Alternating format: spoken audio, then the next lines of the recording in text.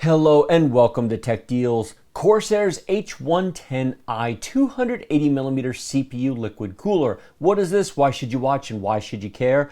In short, if you are looking for a big cooler with maximum performance for the installation on a Ryzen 7 or i7 CPU, stop, you have come to the right place. This is a large cooler to provide maximum performance for maximum high-end overclocking at a very reasonable price. 280 millimeters, it is 36% larger than a 240 millimeter cooler for not much more money. In general, between $10 to $20 more expensive than most of the 240s, with superior cooling performance.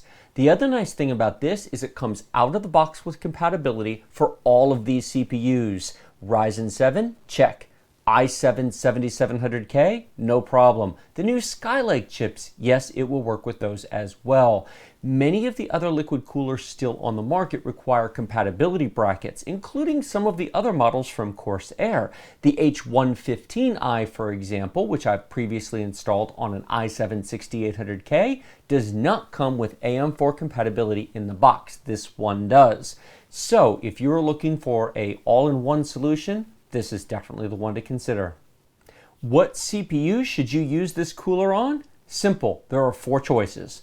Ryzen 7 1700X, Ryzen 7 1800X, i7 7700K, and i7 7820X. There's really nothing else I would put it onto. Skip all the Ryzen 5 and all the i5 CPUs. They're not worth spending this much money on cooling for. Buy a faster CPU before you buy a fancy cooler such as this. I also personally don't think that the i7 7900X for $1,000 is a value for the money. 2 more cores for $400 is not a deal. The 8-core chip for $600 is at least in the ballpark worth considering.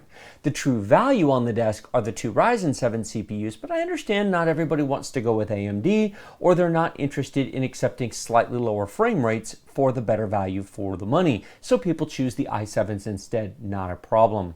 Now, as I said before, this works out of the box with all of these CPUs. I, in fact, will be doing an upcoming build video with this cooler on my Ryzen 7 1800X because of that AM4 compatibility out of the box. If you are not subscribed to my channel, please click that subscribe button down below and you will get notifications as to when those build videos come out. They are coming up pretty soon.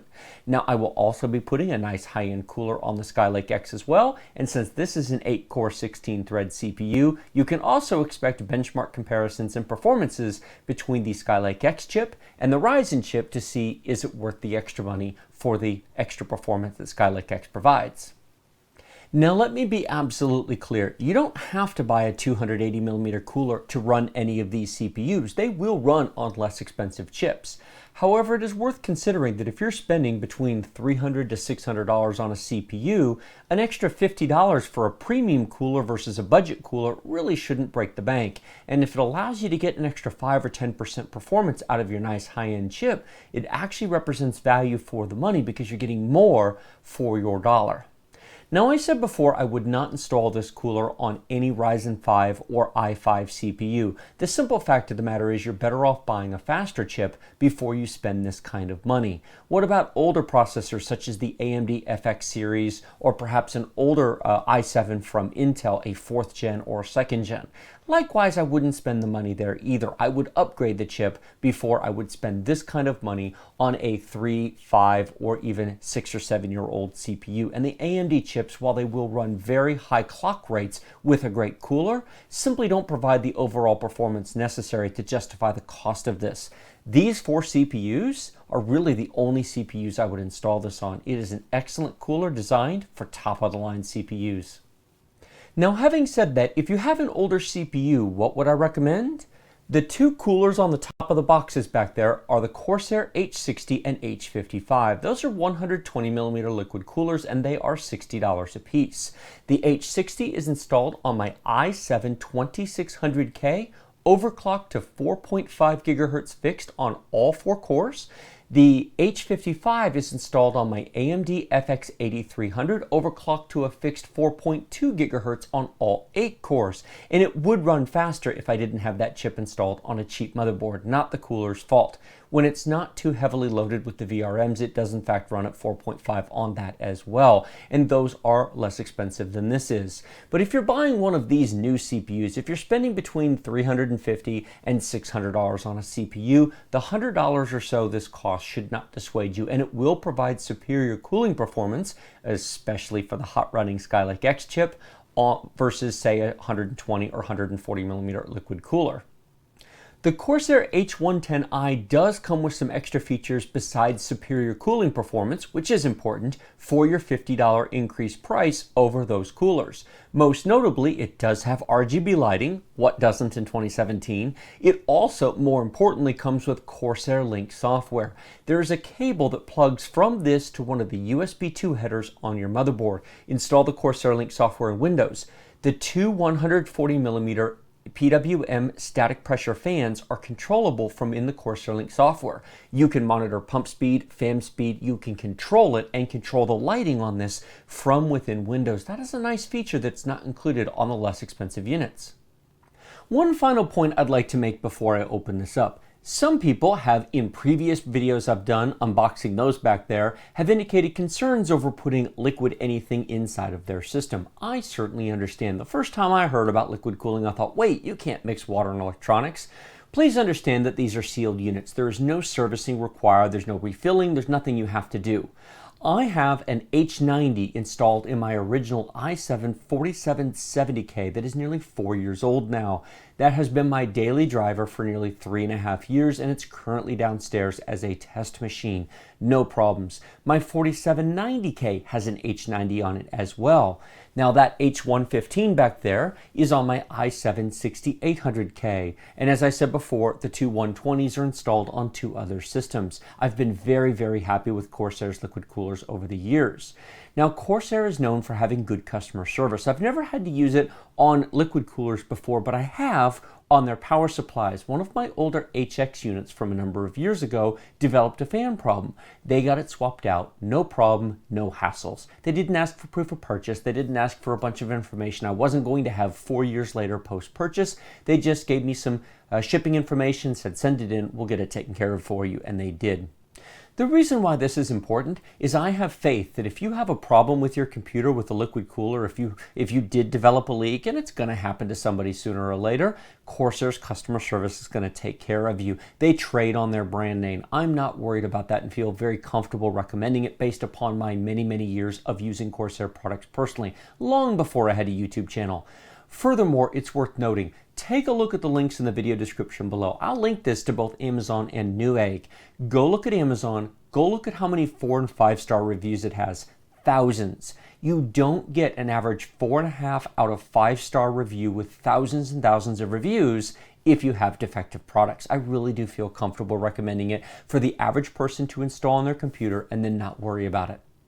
And here we are with everything out of the box. Here you can see two 140 millimeter static pressure fans. Those are important. If you ever have to replace them or ever want to replace them for whatever reason, make sure you get static pressure and not airflow fans. AF or airflow, SP is static pressure. It's important when dealing with radiators. Now you can see the big 280 millimeter radiator right here, as well as the hoses running to the water block. Now coming out of the top of the water block is a place to plug this cable. This is the Corsair Link cable. On one end we have a USB connector which plugs into the water block, and on the other we have a USB 2 header. Now this plugs into a motherboard USB 2 header, not like to the back of your case or a standard plug.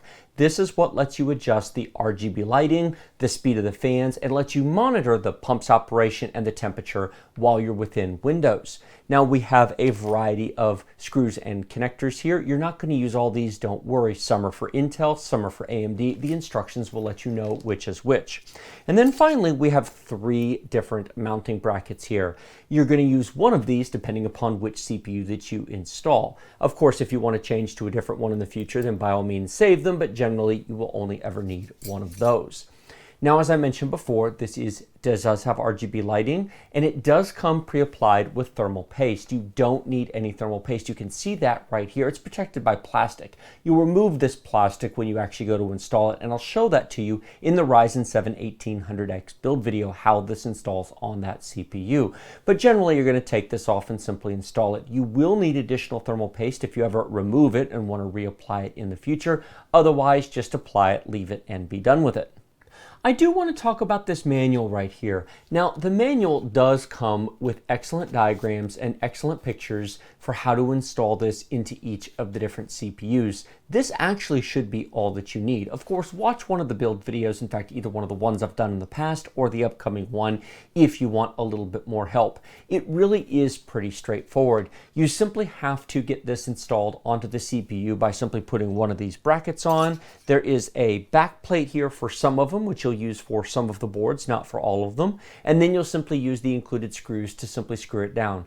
It seems hard until you've done it the first time. And then once you've done it once, you're like, oh, that wasn't too bad. That was just a couple of screws and putting the mounting bracket in place. Follow the diagram, follow the pictures. It is actually easier than it looks. And the nice thing is, since it's a liquid cooler that is a closed loop instead of open loop, no maintenance. Just use it and don't worry about it. One nice feature of the Corsair coolers I want to show is that you can position this either vertically or horizontally, but these cables have a tremendous amount of flexibility.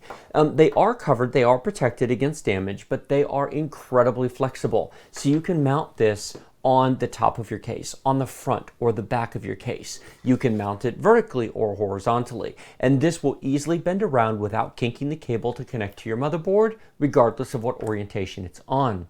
Finally, one other point. You see all these cables dangling off of it?